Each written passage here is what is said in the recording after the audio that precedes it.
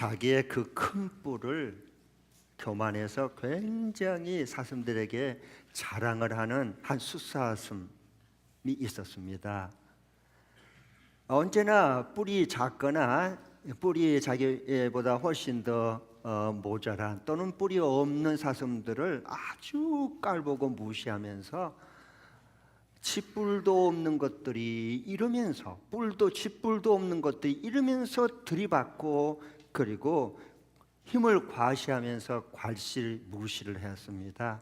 그런데 어느 날 굶주린 사자가 나타났어요. 다 도망갔습니다. 그런데 이 교만한 뿔이 큰 힘으로 과시했던 그 숫사자가 그날 굶주린 사자의 밥이 됐습니다. 먹이가 됐어요. 왜? 도망치다가 큰 뿔이 나무가지에 걸려가지고 오도 가도 못해서 그 뿔 때문에 잡혀 먹었습니다. 여러분, 우리가 아무리 큰 뿔을 가지고 힘을 가졌다 해도 그 힘보다 더 인생에 살아가는데 중요한 지혜를 갖지 못하면 그 결과는 이 뿔 힘센 큰 뿔을 가진 사자처럼 결국 어떤 결과가 오느냐? 부끄러움과 창피를 당한다, 그 말입니다. 조금 전에 우리가 읽었던 이 말씀은 삼손이 이제 결혼을 하기 위해서 블레셋으로 부모님과 함께 내려갑니다. 그래서 그 당시의 풍습인 결혼식이 끝난 다음에 일주일 동안 내내 결혼 잔치를 했어요. 그때의 신부 측의 그 블레셋 영리한 똑똑한 친구들이 같이 와서 그 잔치에 참여했는데 삼손이 수수께끼를 내기를 합니다. 그래서 내가 만약에 낸 이 수수께끼를 너희들이 알아맞히면 내가 너희 1인당 모든 사람들에게 각각 속옷 30벌, 겉옷 30벌 내가 다 주겠다. 반대로 너희들이 수수께끼를 맞추지 못하면 너희들이 나에게 그렇게 줘야 된다. 하겠느냐? 그러니까 이 30명의 청년들이 좋다. 그 수수께끼 한번 내봐라. 그래서 이제 수수께끼를 냈어요. 어떤 내용일까요? 오늘 14절에 보니까 이렇게 말해요. 그래서 삼손이 그들에게 수수께끼를 내놓았다. 먹는 자에게서 먹는 것이 나오고 강한 자에게서 단 것이 나왔다. 알아맞히라는 것. 아니, 이걸 어떻게 알아맞혀? 생각해 보세요. 이걸 누가 알아맞힐 수 있습니까? 아무도 보지 못하고 알지도 못하고 경험 안 하고 딱 삼손 자기만 경험을 했거든요. 죽은 사자, 강한 먹는 자에게서 잡아먹는 먹는 자에게서 먹는 것이 나왔어요. 꿀이 나왔어요. 그리고 여기에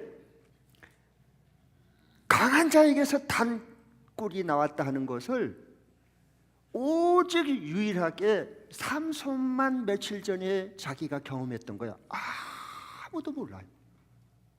이 수수께끼를 냈어요. 그러니까 이들이 알아맞힌 거 당연한 거예요. 여러분, 아니 거룩한 성경에 하느님 말씀에 이런 사소한 수수께끼를 왜 기록했을까요? 그것도 길게.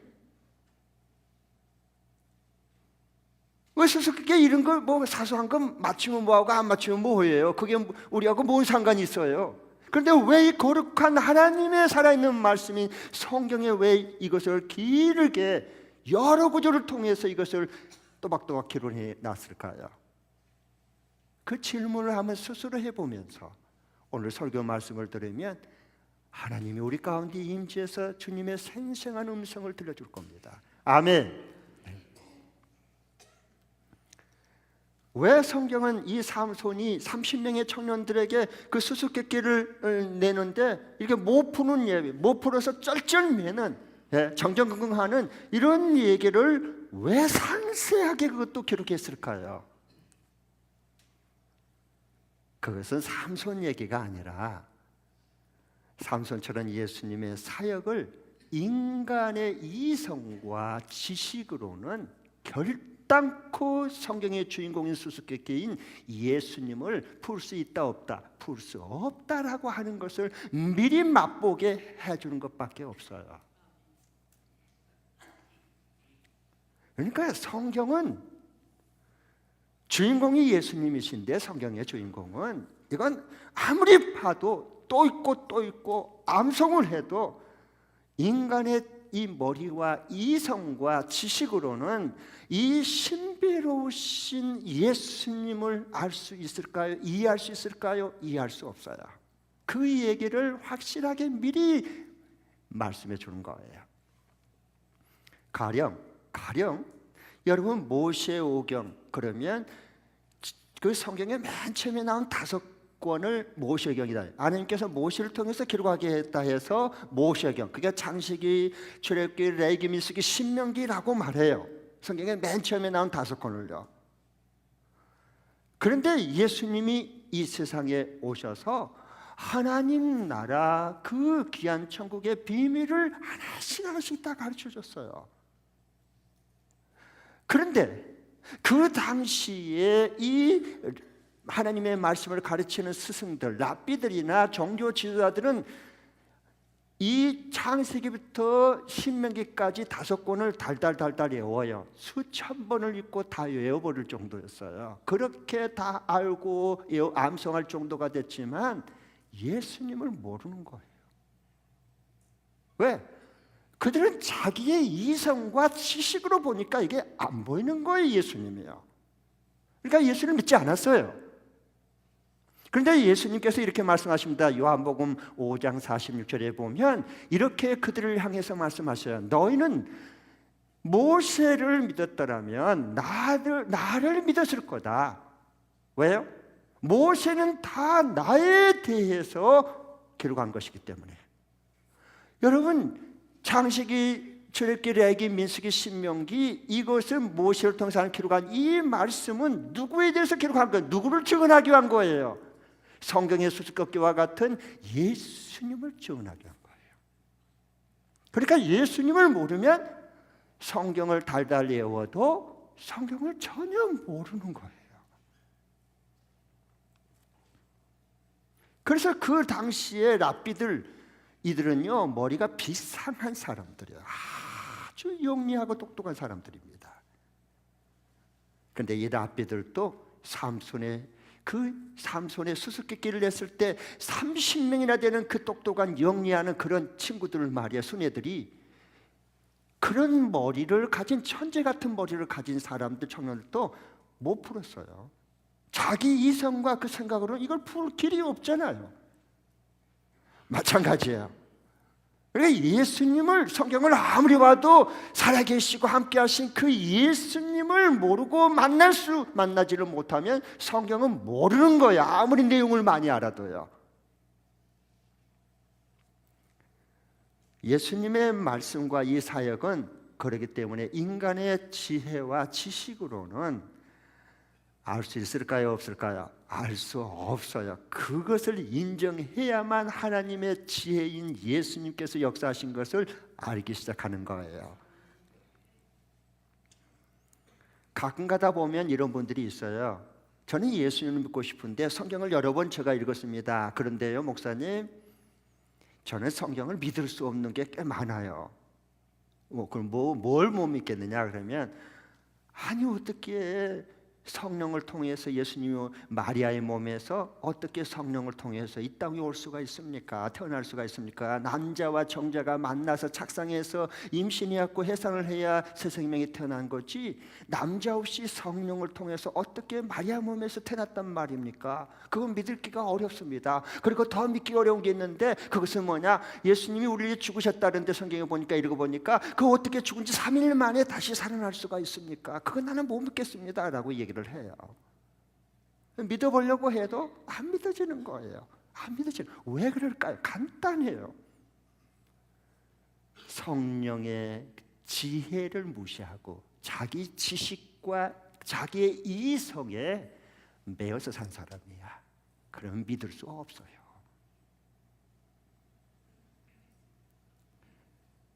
예수님은 신적으로 그 권세를 가지고 지혜를 가지신 하나님이세요. 하나님. 네. 그래서 여러분 성경에 예수님을 봐보십시오. 분명하게 너희들이 모세를 믿었다면 나를 믿었을 거다 하는 예수님의 그 마음을 좀 생각해 보세요. 왜? 모세가 성령의 감동을 받아 그 기록한 모든 성경책은 다 나에 대해서 증거한 것이기 때문에 예수님 자신을 위해서 증언한 거예요. 그 예수님을 알고 믿도록 하기 위해서 그 성경을 기록했을 뿐이에요. 그러면 여러분 진짜 그럴까요? 근데 모세오경을 보면 예수님이라는 이름이 단 한 번도 안 나와요. 그러니까 모르는 거예요, 예수님을. 그러니까 여러분 봐보세요. 창세기는 왜 기록하게 했습니까? 아니 모세를 통해서 인간이 어떻게 타락하고 범죄했는지, 그렇게 해서 어떤 상황 속에 놓여 있는지, 그리고 그 죄인들을 구원하기 위해서 예수님이 어떻게 오실 것인지를 구체적으로 기록한 예수님을 증언한 책이 창세기예요. 출애굽기는요, 이 죄의 그 형벌로 그 이집트 대제국의 포로 종살이를 했어요. 그래 아브라함과 그 언약을 약속한 대로 어떻게 하나님께서 아브라함의 자손 오신 예수님을 통해서 죄에서 다시 해방될 수 있는지를 구체적으로 예수님을 증언한 책이 출애굽기입니다. 그리고 으라이기 민수기는 왜 그걸 기록하게 했어요? 예수님을 증언한 거. 어떤 예수님을요? 우리 죄인들이 대신 재심판받고 멸망받고 사망의 권세 아래 살아가야 되지만 예수님이 우리 죄를 대신 제물이 대신해서 인간을 위해서 죽으시고 속죄함을 받는 것처럼 예수님 어린 양 대신 예수님이 단번에 십자가에서 피 흘려 죽으심으로 모든 인간을 속죄함 받고 하나님 나라 백성의 수에 들어간다라고 하는 그것을 미리 1500년, BC 1500년, 지금부터 3500년 전에 하나님은 모세를 통해서 그것을 기록하게 한 거예요. 그리고 마지막 신명기를 봐보세요. 신명기는 뭐예요? 신명기는 율법으로는 모든 사람이 다 정죄를 받기 때문에 희망이 없어요. 멸망이에요. 그렇기 때문에 예수님이 이 땅에 오셔서 새 계명을 주심으로, 그것을 우리를 통해 성취하게 해주심으로 인해서 우리가 서로 사랑하는 하나님 나라 살아갈 수 있도록 해주신 분이 누구냐? 예수님이시다라고 하는 그 예수님을 증언한 게 신명기 말씀이에요. 그런데도 인간의 지혜로 이걸 성경을 100번 읽고 1000번 암송했다고 해서 그 지식과 이성으로 이 예수님을 알 수 있다고요? 안 보여요. 아예 예수님 보이지도 않아요.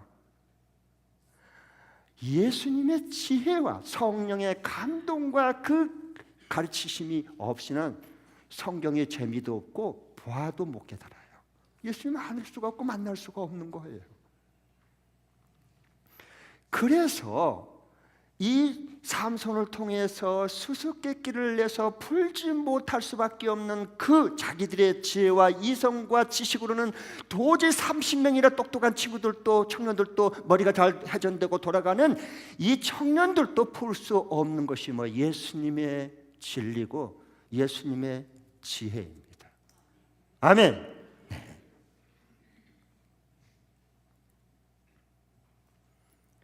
그러니까 모세오경의 모든 성경의 모든 것은 다 수수께끼 같은 예수님을 증언하기 위해서 기록된 책이 바로 이 하나님의 말씀 성경책입니다. 지혜란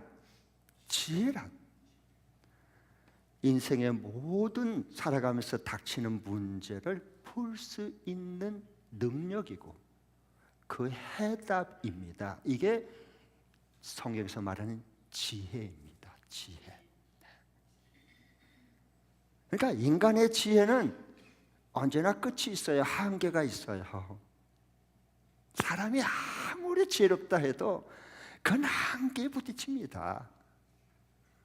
큰 문제가 터지고 여러 문제가 겹치기 시작하면요, 그래서 사람들은 골치부터 아파합니다. 그러니까 너무 이게 힘들고 막 겹치고 이게 풀리지 않을 것 같고 막 그러면 어떻게 하냐? 머리가 아파버려. 그래서 여러분, 이게 왜 머리가 아프겠습니까? 인간의 이 지혜와 지식과 모든 것은 한계에 부딪혔을 때 머리가 아프고 돌아버리려고 그런 겁니다. 그러나 우리 예수님의 그 지혜는 다릅니다. 인간의 모든 문제, 산더미처럼 문제가 쌓이고 실타래처럼 얽히고 섞인 것도요, 주님의 지혜로 임하면 단순간에 풀립니다. 그게 예수님의 지혜를 가지고 사는 이 땅의 크리스찬들입니다.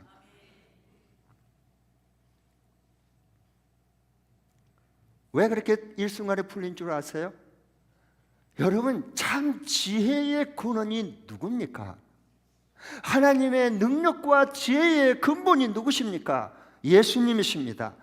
여러분, 그래서 신약성경에 보면 고린도서 1장 24절에 보면 이렇게 말씀하십니다. 예수 그리스도는 하나님의 능력이요 하나님의 지혜다라고 증언하는 거예요.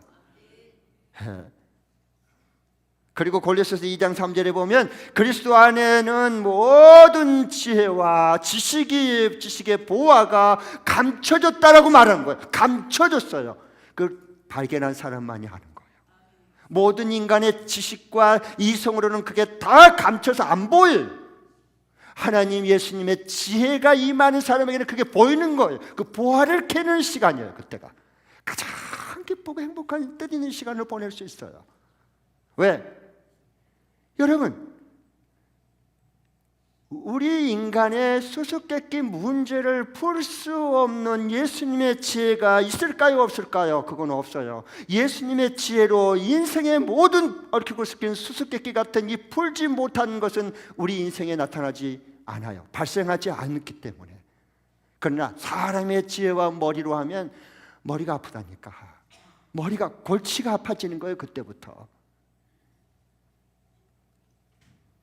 여러분, 오늘 이 삼손 봐보세요. 우리는 삼손을 많이 오해해요. 삼손은 힘만 장사고 힘만 센 줄 알고, 대부분 보면 힘이 센 사람, 운동하는 사람들 머리가 조금 떨어지거든요. 여기 혹시 운동선수 있을지 몰라요.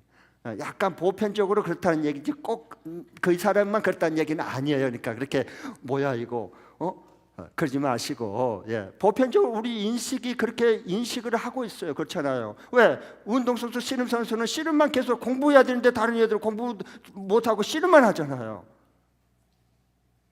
그러니까 힘은 장사인데 약간 머리는 떨어지는 거야.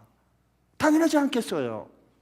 그러니까 우리는 삼손도 그런 줄 알아요. 아니요, 삼손은 힘도 장사고 거기에다가 지혜와 머리가 굉장히 탁월했어요. 왜? 하나님의 지혜가 임했기 때문에. 하나님의 영이 임했어요. 그러니까 여기 봐보세요. 그 30명을, 한 사람이 30명을 대하고 수수께끼를 내잖아요. 그리고 그것도 홈그라운드가 아니에요. 적지요, 적지. 블레셋이에요. 거기서 가서 그 30명이라도 1대1도 아니에요. 30명이에요. 그런데 과감하게 풀 수 없는 수수께끼를 내는 거예요. 이건 하나님의 지혜의 영이 임했기 때문에 그래요. 그러니까 하나님이 삼손에게 하나님의 지혜의 영이 임하니까 이게 힘을 써야 할 힘과 그것을 어디에 어떻게 적절하게 어떤 방법으로 사용을 하고 풀어내야 될지 지혜와 힘과 이게 조절할 수 있는 능력이 있는 사람이 누군 줄 아세요? 삼손이에요. 왜? 하나님의 지혜의 영이 있기 때문에 그래요. 그리고 오실 예수님이 바로 실체로서 이런 하나님 나라 인생의 근본적인 문제, 죄의 문제부터 사망의 문제, 사탄의 문제, 지옥의 문제, 멸망의 문제까지 근본적인 모든 것을 송두리째 풀려고 이 땅에 오신 그 예수님의 지혜를 삼손은 미리 맛봤습니다. 그런 축복을 받았어요. 얼마나 귀합니까? 현대인들은 연말이 오면 기쁘지 않아요. 사업한 사람은 이게 수금이 돼야 되고 결제를 해줘야 돼요. 천근만근이야. 직원들 월급 줘야지. 경기가 이렇게 어려운데 직원들 월급 줘야지. 수입이 없는데 월급을 어떻게 줘? 그리고 지금 나이가 이제 투스트라이크, 쓰리볼 꽉 찬 이제 이렇게 자식을 둔 분이나 본인은요, 이제 결혼을 해야 되고 이제 이게 취업도 돼야 되는데 이제 연말이 또 가면 또 한 해가 또 지나면 한 살 더 먹고 또 이거 어떻게 하면 좋아요? 다 젊은이는 젊은이대로, 사업한 사람은 사업한 대로, 또 회사 직원은 회사 직원대로. 구조조정되면 어떻게 해요? 좌불안석이에요. 좌불안석.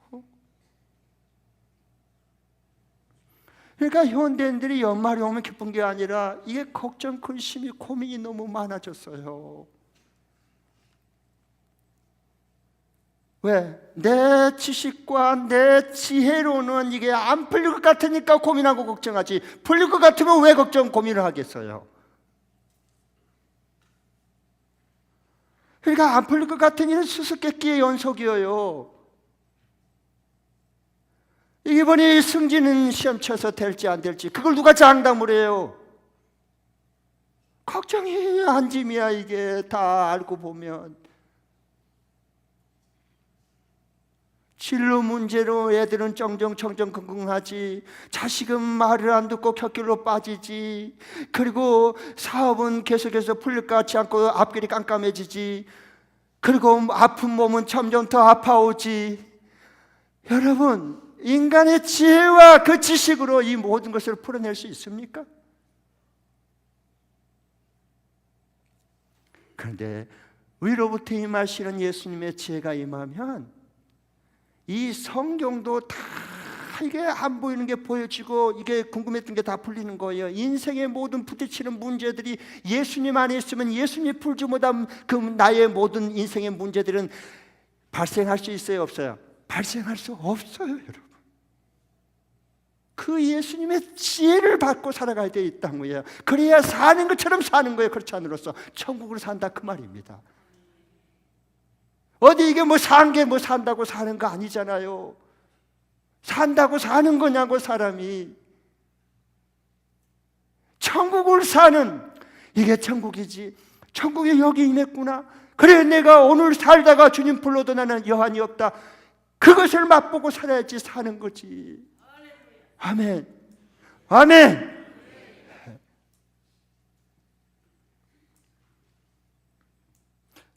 그러니까 여러분, 너무 머리를 많이 쓰려고 하지 마세요. 머리가 좋은 사람이 머리를 쓰면은 괜찮아요. 어여뻐요. 근데 머리가 아주 그냥 별로 없는데 머리를 막 쓰면 혈압으로 쓰러지거나 머리가 많이 빠져버려요. 그러니까 조심하셔야 돼. 아셨죠?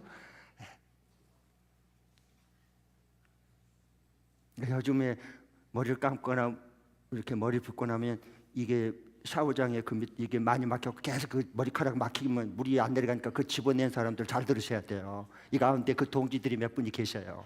네.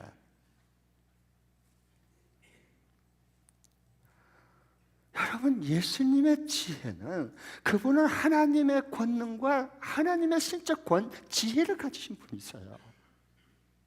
우리 예수님이 말이에요.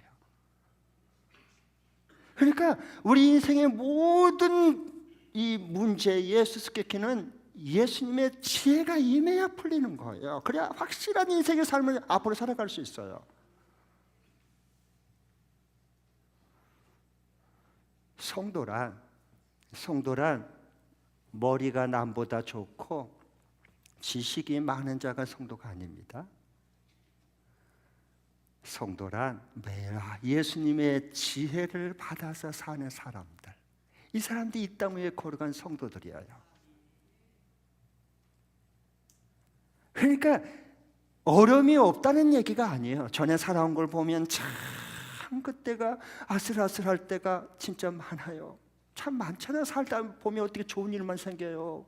가슴 아픈 일도 생기고, 발을 동동 굴러도 이걸 해결할 수가 없는 그런 일도, 우리가 안 만나면 좋지만 어떻게 사람이 사는데 그런 일이 없을 수 있겠어요.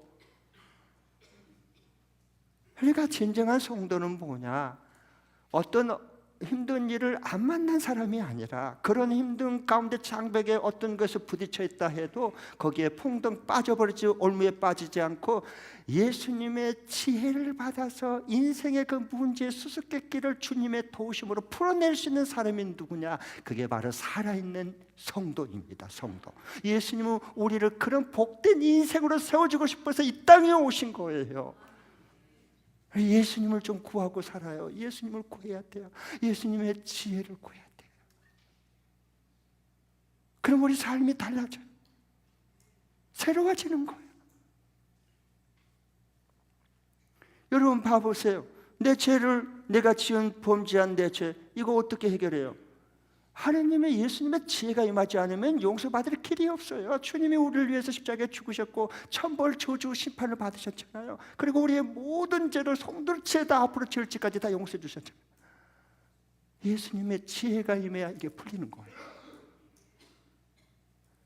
죄를 지었으면 뭐예요? 심판받아야지. 전직 대통령도 지금 감옥에 2분이 가 있는데, 그럼 우리는 우리 죄 범죄했잖아. 그러면 하나님의 심판을 받아야지, 당연히. 근데 그걸 어떻게 해결해요? 예수님의 지혜가 임하지 않으면 이것을 풀릴 수가 없어요. 누구든지 예수님 안에 있는 자는 결코 정죄함이 없습니다. 죄와 사망의 법에서 우리를 해방시켰기 때문에, 그런데 예수님의 지혜가 임할 때 이 해방이 나오는 거예요. 자유함이 나오는 거예요. 내 삶의 목적이 뭐냐? 이거 사람의 지혜와 지식으로 그거 못해요. 못합니다. 그 해답을요. 그 수수께끼를 못 풀어요, 사람들이. 그리고 사는 거예요. 그런데 예수님의 지혜가 임하면, 나를 하나님께서 왜 이 땅에 태어나게 했고, 나를 왜 지금 살려뒀고, 나는 지금 앞으로 어떤 하나님의 목적을 위해서 하나님께서 나를 지금 여기에 살게 해주셨는가, 인생의 목적을 발견하고 해답을 가지고 사는 사람이야. 이건 예수님의 지혜가 임할 때만이 깨닫고 발견하고 아는 거예요. 그 예수님의 크시고 부유한 그 지혜로움이요, 누가 가니 그 예수님의 부유함을 형용할 수가 있고 표현할 수 있겠습니까?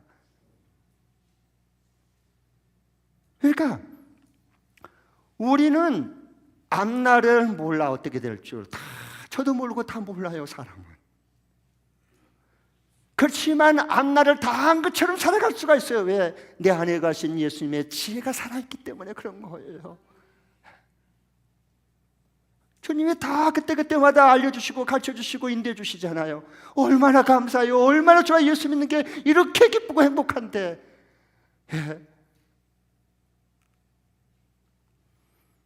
한치의 앞을 보지 못한 눈 감긴 맹인이라 할지라도 예수님의 지혜가 임하면 앞날을 다 꿰뚫어 보면서 주님과 함께 하루하루 살아갈 수 있습니다.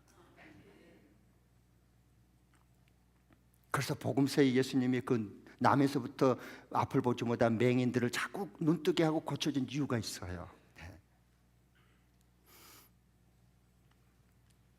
여러분, 그래서 진짜 주님의 그 지혜가 임하면 주님의 손에 딱 내 인생이 붙들렸구나. 내가 주님의 손이 나를 딱 크신 손이 사로잡고 나를 이끄신구나. 그걸 경험하고 살아가요. 그러니까 답답한 일을 당해도 낙심하지 않아요. 어떤 큰 일이 터졌어요. 그렇지만은 두려워하지 않아. 왜?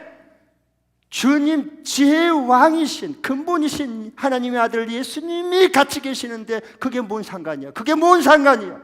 주님이 풀지 못할 일이, 문제가, 수수께끼가 내게 발생해 안 해요? 안 한다니까. 예. 그 예수님을 구하고 그 예수님과 함께 사는 거예요. 여러분, 가끔 가다가 예수를 믿는데 우리는 돈이 없냐, 왜 이렇게 부자가 안 되냐, 이제 이런 분들이 가끔 있어요. 그래서 입이 이렇게 나온 분이 있어요. 내가 하나님을 위해서 이렇게 헌신했는데 왜 이렇게 입이 조금 이렇게 나온 분이 가끔 있어요. 그렇죠? 지금은 없다고요. 전에 여러분도 다 그런 경험해 봤을 겁니다. 자, 그렇게 나온 분이 계신데 잘 들으세요. 저를 봐보세요. 제가 정확한 하나님 예수님의 지혜를 받아서 여러분께 하나님 말씀을 전하고 싶어요. 그 수수께끼를 진리로 풀어주고 싶어요. 그게 뭐냐? 자, 이렇게 하면 잘 보세요. 진리는 아주 단순하고 파워가 있어. 삶에 살아있는 운동력이 있기 때문에 하나님 말씀은. 네. 크리스찬 중에는 부자는 은사예요. 거저주는 은사, 재능이에요. 달란트.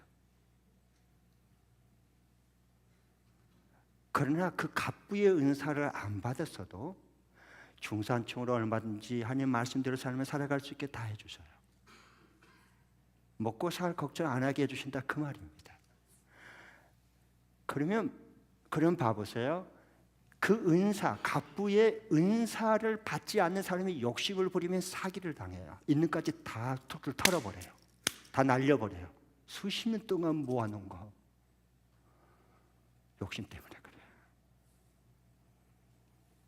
자, 살아있는 그리스도인은, 주님의 지혜가 임한 사람은 비록 부자, 갑부가 안 될 수는 있지만 부유한 삶을 살아갈 수 있어요.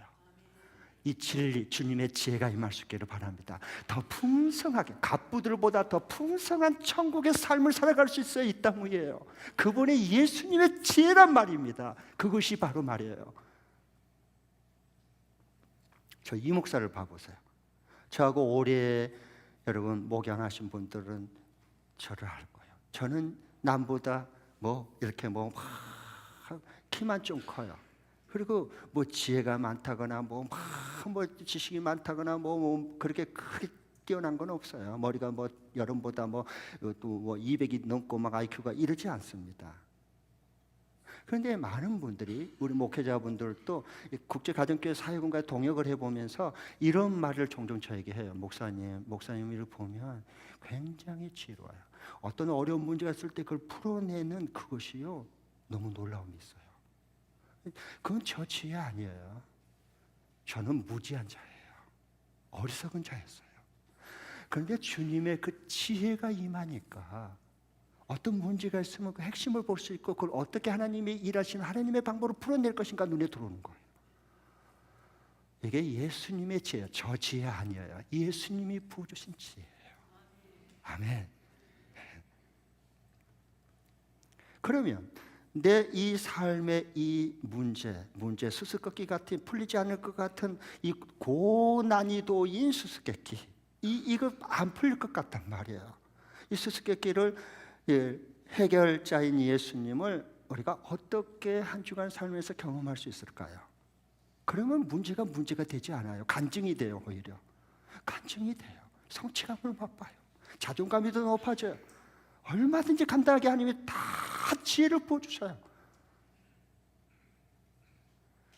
그러려면 저를 한번 따라해 주십시오. 먼저 이번 주간에 적용할 건데요. 한번 따라해 주세요. 오늘 내게 주신 말씀을 붙잡고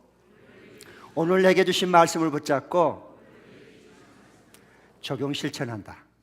시작. 오늘 내게 주신 말씀을 붙잡고 적용 실천. 오늘 이 말씀을 다 여러분 이거 다 기억하려고 하지 마세요. 말씀을 듣는 중에 성령이 내 안에, 내 심령 속에 확 임할 때가 있어요. 하나님이 내게 지금 말씀하고, 이 말씀 붙들고 한 주간 동안 실천하고 적용하고 순종해 보세요.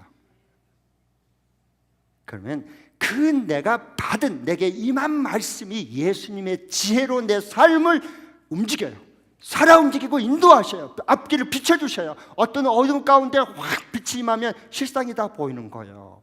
그 예수님의 지혜가 임해요. 그러니까 여러분, 야고보서 1장 25절에 보면 그 나를 자유케 하는 그 말씀, 율법의 말씀, 어떻게 그 자유케 해주시는, 얽매이지 않는 모든 걸 풀어내시는 그 예수님의 지혜의 말씀이 임했을 때 어디에다 그 지혜의 말씀을 주님이 부어주신 줄 아십니까? 우리의 머리에다 부어주지 않아요. 우리의 이 가슴에다 부어주지 않아요. 성경은 분명히 말해요. 너의 행하는 일에 내가 복을 부어주리라. 이 오늘 말씀을 듣고 잊어버리면 그건 아니에요. 말씀이 왔을 때 그걸 붙들고 이제 오늘부터 다시 이게 순종하고 실천해보고 적용해보고 일터에서, 가정에서, 목장에서 실적을 해보는 거예요. 하나님 말씀이 살았는지 죽었는지 주님의 지혜가 경험이 되는 거예요. 그러면 우리의 그 실천하고 행하고 적용하는 그곳에다가 주님이 복을 부어주시는 거예요. 그러면 말씀을 듣고 그걸 행치 않으면 죽은 믿음이에요. 주님이 부어주려고 하는데 그릇이 없어, 받을 그릇이 없어. 왜? 말씀을 듣고 실천하고 적용하지 않으니까. 아셨죠? 우리가 그 하느님의 받은 말씀은 행하는 일에, 순종하는 일에, 적용하는 일에, 실천하는 일에 하나님은 그 위에다가 복을 주시는 거예요. 하나님은. 그러고 난 다음에 하나님이 그 지혜의 말씀이 임했을 때 어떻게 한 주간 동안 하나님께서 부족한 나에게 은혜를 베푸시고 역사를 하셨고, 그리고 하나님의 일하신 방법을 체험하고, 그리고 목장에 달려가서 금주간에 나누는 거예요. 그 주님 자랑하고 주님의 지혜를 높이는 거예요. 그러면 나를 통해서 그 같이 나의 그 삶을 나눌 그 시간에 듣는 모든 목장 식구들 공동체가 함께 나와 똑같은 주님의 지혜가 임하는 겁니다. 할렐루야. 그래서 복의 근원이 되는 거예요. 축복의 근원이 되는 거예요. 네. 그러면 내 간증을 듣는 사람이 뭐예요? 잠자는 영혼을 하나님 깨워버려요. 죽은 영혼이 살아나요. 그래서 VIP가 오는 거예요. 지난주 목요일이었는데 어느 한 목녀님이 간증하는 것을 듣고 내가 굉장히 하나님 앞에 감사했어요. 그날은 간증을 하는데 잠깐 얘기하는데 그냥 이게 꼭 얼굴이 달덩이처럼 그렇게 은은한 빛이 났어요. 그런데 여러분, 물론 그 목녀님이 이렇게 아주 빼어난 해가 눈이 부실 정도로 미모가 뛰어나냐, 얼굴이 그렇게 얼짱이냐, 그러지는 않아요. 솔직히 얘기해서. 그렇지만 달덩이처럼 은은한 주님을 경험하고 주님을 체험한 사람들이 간증하는 모습, 얼굴을 봐보세요. 달빛처럼 은은한 그런 빛이 납니다. 이 목녀님이 자기가 지난 주일 말씀을 듣고 두 가지를 적용한 거예요. 그 얘기를 하는 거예요. 하나님이 이러심을. 첫 번째로는 뭐냐? 지난주에 여러분, 예수님의 십자가의 희생을 맛본 사람은 뭐 한다? 5분 먼저 나가고 5분 먼저 늦게 나온다 그랬어요. 그렇게 귀한 회사와 그 팀과 그 목장과 그 가정에 더 내가 쓰고 희생하는 걸 아끼지 않는 거예요. 그게 기쁨이고 그게 사랑하는 것이니까. 그 말씀이 확 와닿았나 봐요. 그래서 자기가 돌이켜보니까 두 가지가, 하나는 목요 기도에 밤 기도에 오는데, 이제 우리 교회는 이제 수요일 밤 기도가 있고 목요일 밤 기도가 지금 있잖아요. 목요 밤 기도 팀인데 항상 자기가 늦었대. 근데 정신이 바짝 났어. 그 말씀을 듣는 순간 말씀이 지혜가 임하는 거야. 그러니까 내가 꼭 빨리 가야겠다. 이번부터 적용해야 되겠다. 적용하니까 너무 기쁜 거야. 얼마나 기도하는 것도 달라지지. 그러면요, 금년이 가기 전에 너무 좋은 매듭을 하나님이 짓게 해주셨잖아요. 그 다음에 두 번째 부분은 뭐냐? 목잘리기를 올리는데 꼭 늦게 올려. 그래, 제가 그럼 꼭 문자를 보내거든요. 중보기도 해줄 테니까 오늘까지 올려라. 근데 이분도 거기에 그 족속 중에서 상당히 늦게 올린 그 몇 명이 있는데 그 부류의 한 분이었어. 그런데 본인이 얘기를 하니까, 그런데 이걸 딱 보면서 내가 이러면 안 되겠다. 말씀 적용하는 거야. 그래서 정시에 미리 올린 거예요. 너무 기쁘다는 거예요. 왜? 여러분 그렇지 않겠습니까? 그리고 초원지가 보고 중보기도 하고 담임 목사가 그거 보고 중보기도 축복기도 해주는데 얼마나 신나겠어요. 그러니까 변화가 일어나요. 그리고 그 섬기는 그 목장도 여건은 좋지 않아요. 그런데 하나님께서 그 목장을 잘 세워주고 일으켜줬어요. 너무 감사하잖아요. 하나님의 역사와 그 은혜는 그 지혜가 참 놀라. 예수님의 지혜는 한도 끝도 없고 우리 인간의 지혜와 지식과 생각으로는 알 수 없는 신비로운 그 크신 지혜가 한량없이 우리에게 부어주셔요.